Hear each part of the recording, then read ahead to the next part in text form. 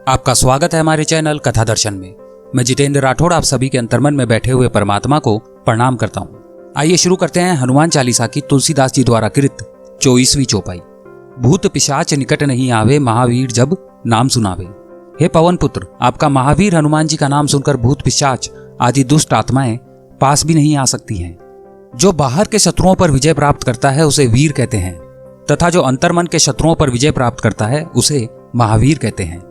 इंद्रजीत जैसे बाहरी शत्रुओं को तो हनुमान जी ने जीता ही था, परंतु मन के अंदर रहे हुए काम, क्रोध, लोभ, मोह, मद, मत्सर आदि असुरों पर भी उन्होंने विजय प्राप्त की थी, इसलिए वे महावीर हैं।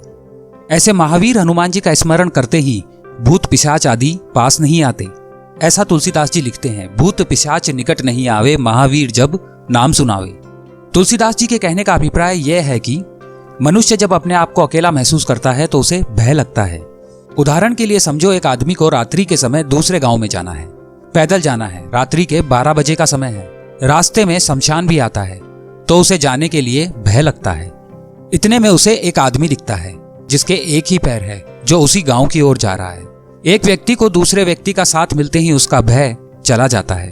अब यहाँ सोचने की बात है, यदि कोई भूत पिशाच आ गया तो यह एक पैर वाला आदमी क्या करेगा?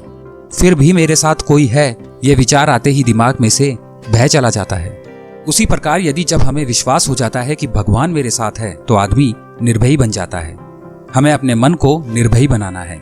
भगवान मेरे साथ है और वे समर्थ है, ऐसा दृढ़ पूर्वक जो मानता है उसे डर नहीं लगता। आपका बन जाने पर अब मेरी असमर्थता चली गई है। अब तक मुझे लगता था कि मैं असमर्थ हूँ। हमें भगवान का आश्रय लेना चाहिए, तो ही हम निर्भय बन सकते हैं। भगवान की पक्की समझ होने के बाद, उसकी शरणागति स्वीकारने के बाद मनुष्य निर्भयी बन जाता है। आज हमें ज्ञान है कि प्रभु हमारा जीवन चलाते हैं, पर हमारी ऐसी समझ नहीं है। ज्ञान और समझ में अंतर है।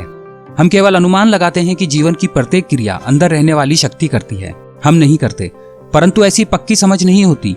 पक्की समझ होने पर मनुष्य निर्भयी बनता है तथा वह पापी नहीं रह सकता। कहने का तात्पर्य यह है कि भगवत स्पर्श की समझ आने पर पाप समाप्त हो जाते हैं तथा मनुष्य निर्भयी बन जाता है। जब तक भय नहीं जाता, मानव अशांत रहता है। अशांत और अस्वस्थ मन पहले तो भगवान के पास जाता ही नहीं है, और जाता भी है तो भगवान के साथ जुड़ता नहीं है। भयग्रस्त मानव न तो खा सकता है, ना पी सकता है, ना ही भोग कर सकता है। सिर के ऊपर कच्चे धागे में बंधी तलवार लटकती हो, उसके नीचे बैठकर किसी को हलवा, पूड़ी, मिठाई आदि अनेक स्वादिष्ट व्यंजन खाने के लिए दिए जाए तो वह खा नहीं सकता, क्योंकि वह भय से बराबर ऊपर देखता रहता है। रात दिन पाप कर्म करने वाला मनुष्य भयातुर और अशांत होता है। परंतु जिसे ईश्वर स्पर्श की समझ आ जाती है, उसका डर निकल जाता है और उसका मन शांत रहता है। जो भगवान के बन गए वे निर्भयी हैं, बाकी सबको भय है। इसलिए तुलसीदास जी लिखते हैं, यदि हमें निर्भयी बनना है तो भगवान की शरण में जाना चाहिए तथा कहना चाहिए, भगवान मेरे साथ हैं, वह मेरा रक्षण करेंगे। ऐसा पूर्ण विश्वास होना चाहिए, फिर हमें किसी प्रकार का डर नहीं लगेगा।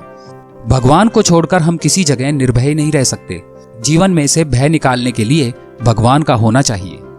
अहिरावण एक असुर था। अहिरावण रावण का मित्र था, जिसने युद्ध के दौरान रावण के कहने से आकाश मार्ग में राम के शिविर में उतरकर राम जी और लक्ष्मण जी का अपहरण कर लिया था। जब अहिरावण श्री राम और लक्ष्मण को देवी के समक्ष बलि चढ़ाने के लिए विभीषण के भेष में राम जी के शिविर में घुसकर अपनी माया के बल से पाताल में ले गया, तब श्री राम और लक्ष्मण जी को मुक्त कराने के लिए हनुमान जी पाताल लोक पहुंचे और वहां उनकी भेंट उनके पुत्र मकरध्वज से हुई। उन्हें मकरध्वज के साथ लड़ाई लड़नी पड़ी, क्योंकि मकरध्वज अहिरावण का द्वारपाल था। मकरध्वज ने कहा, अहिरावण का अंत करना है तो इन 5 दीपकों को एक साथ एक ही समय में बुझाना होगा। ये रहस्य ज्ञात होते ही हनुमान जी ने पंचमुखी हनुमान का रूप धारण किया। उत्तर दिशा में वराह मुख, दक्षिण दिशा में नरसिंह मुख, पश्चिम में गरुड़ मुख, आकाश की ओर हैग्रीव मुख और पूर्व दिशा में हनुमान मुख। इन 5 मुखों को धारण कर एक साथ सारे दीपकों को बुझाकर अहिरावण का अंत किया और श्री राम लक्ष्मण को मुक्त कराया। हनुमान जी ने अहिरावण का वध कर प्रभु श्री राम और लक्ष्मण को मुक्त कराया और मकरध्वज को पाताल लोक का राजा नियुक्त करते हुए उसे धर्म के मार्ग पर चलने की प्रेरणा दी। हे महावीर, हम आपकी शरण में आते हैं, आप हमारा रक्षण कीजिए। हमें भूत पिशाच आदि दुष्ट आत्माओं का डर लगता है, हमें निर्भयता प्रदान कीजिए। हनुमान चालीसा के 25वीं चौपाई में श्री तुलसीदास जी लिखते हैं, हनुमान जी का जप करने से रोग, भय, विकार इत्यादि का नाश हो जाता है। आगे के क्रमांक में उसका वर्णन है। कमेंट बॉक्स में जय श्री राम लिखकर हमारा उत्साह बढ़ाइए। आपको हनुमान चालीसा का यह क्रमांक अच्छा लगा तो इसे लाइक करें, अपने दोस्तों और अपने परिवार के साथ इसे शेयर करें। ऐसे रोचक क्रमांक आपको आगे भी सुनने को मिलते रहें, इसके लिए आप हमारे चैनल को अभी सब्सक्राइब करें।